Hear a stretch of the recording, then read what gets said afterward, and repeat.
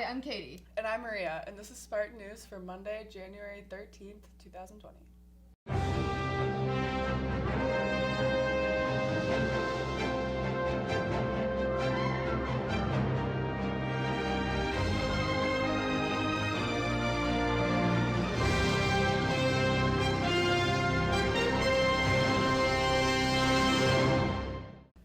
A reminder that Yearbook will be taking all club photos this week. Check the announcement TVs for the schedule and make sure that you are there to represent your club. On Monday, January 20th, we don't have school in honor of Dr. Martin Luther King. On Tuesday, we have final exams for hours 4, 7, and 1. On Wednesday, we have finals for period 3 and 6 and a makeup exam afterwards. And then on Thursday, we have finals for hours 2 and 5 with also a makeup exam after that. And finally, on Friday, we don't have school. Now, here are some tips for your success as you prepare for your finals in the question of the week. What's your best tip for finals? Be prepared and use your time wisely the next week and a half. You got a lot of free time. Classes are kind of wrapping up a bit, so review and be prepared for your finals. Do not procrastinate. Get stuff started early. To get through finals, you need to, first of all, start reviewing early, get plenty of sleep, plan something fun as a reward for getting through. What's your best tip for finals? You should show up for them. Get lots of sleep and be on time. Get some sleep and eat a good breakfast. You can't function if you're not ready to be here. All right, Lucian, you're the one student who gets an answer today. What's your best piece of finals advice? Study in increments. And if you do it all in one time, you're screwed. Well, put all of your study guides under your pillow and they will just seep into your brain. Or get a good night's sleep before your exam. What's your best tip for finals? Well, if you don't know it by now, you're out of luck. What is your best piece of advice for finals? Make sure your shoes are tied and you got your knees bent, shoulder width apart. Eyes on the prize, eyes on the backboard, bank the ball, touchdown. Well, here at Memorial, we use a summative and informative model, so aren't finals just an anachronism of a pedagogical past we should be getting rid of? I agree. What is your best tip for finals? I'd say start studying early enough, so you should have started about 2 weeks ago. If I didn't do that, what do I do then? Start studying right now. So. Right now? Right now. Right now? All right, thank you so much. No problem. Oh, I took chemistry last year, but Okay, doesn't hurt. all right, perfect. I'll study for biology with this. Now, let's get a check on the weather with Miss Mack. Okay, so you're going to put on the headphones that keep you from hearing me, and you're going to try to read my lips about what I say regarding the weather. Coolio. Monday will be 37 and partly cloudy. Monday will be 35 and cloudy. Good! You did really well. I said 37 and partly cloudy. Tuesday is going to be 38 and a little bit of snow.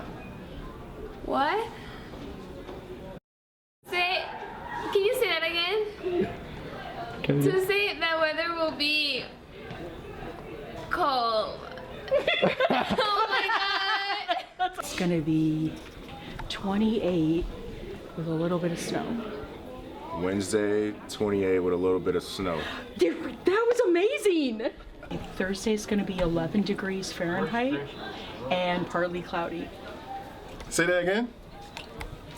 You said Thursday, it's going to be something degrees Fahrenheit. And I couldn't sell the other thing. 11 degrees and partly cloudy. 11 degrees and what? Partly cloudy. Partly cloudy. Good. Friday is going to be 11 and mostly sunny. Yeah. What do you think I said?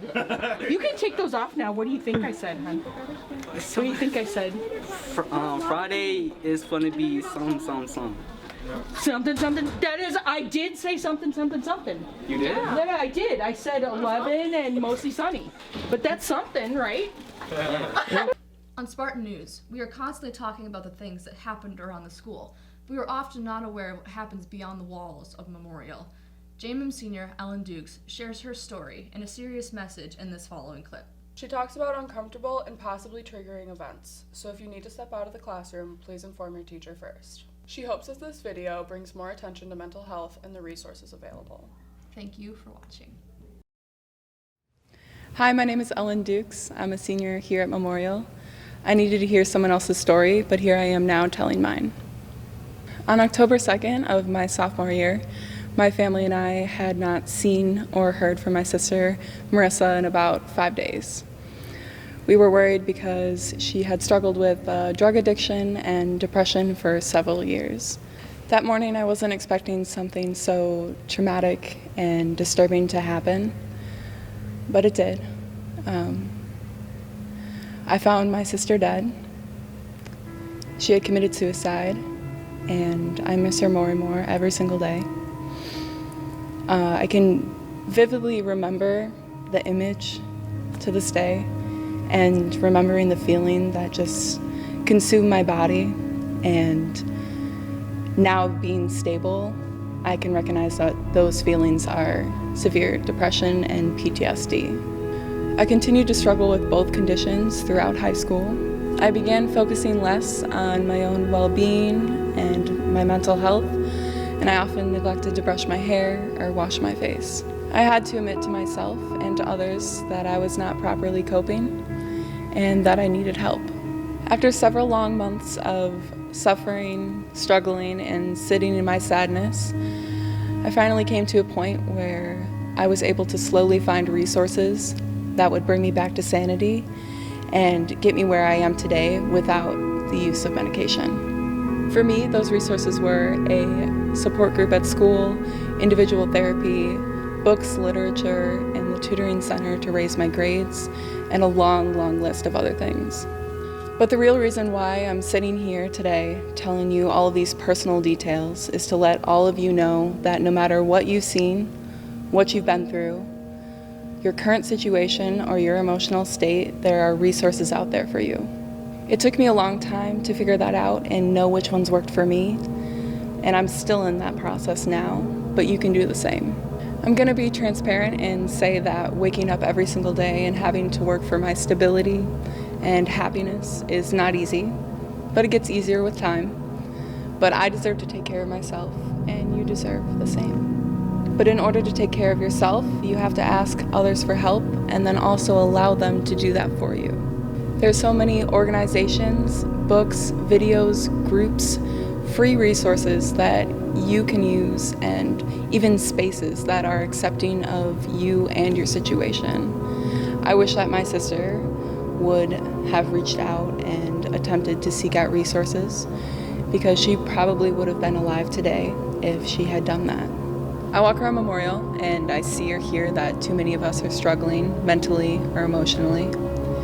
And my message to the person who sits across from me or passes me in the hall, I see you as a whole person with a story, a future, and someone who has value and worth.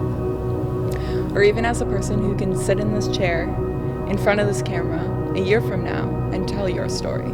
I wish all of you luck in your journey of well-being as I even continue in my own. Know that you are not alone and things will improve. Thank you to family, friends, teachers, counselors, literally anyone who has helped me achieve my goals and recover every single day. You are much appreciated, and I'll repay you at some point in my life. Stay healthy, Memorial.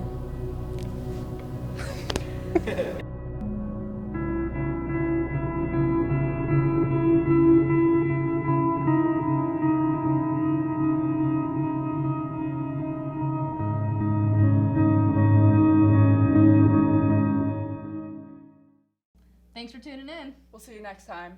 Peace.